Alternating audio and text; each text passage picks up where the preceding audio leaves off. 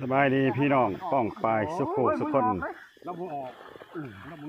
พามาเบิ่งการหาอยู่หากิน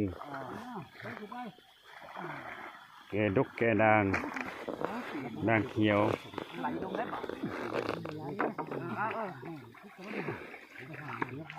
แกดอนเอาดอนซะเนาะดอนตัวนี้เป็นดอนพญานวล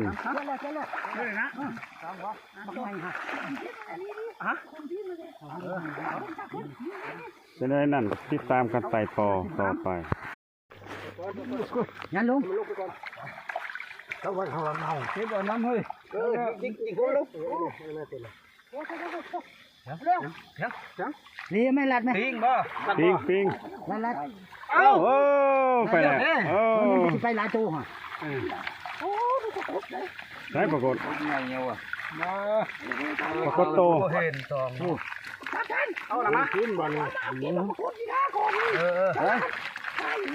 ด้ปรากฏไปเอาขึ้นเลยมาดิพักมันจะตายวันนี้ต้องตอนนี้ดิจะตายเถอะเอาขาหน้าไปเลยเอาใจแล้วตามาผมยางแหงเขาดิวัดที่ขังแล้วแหงมาใช้กระพุ้งมันจับใส่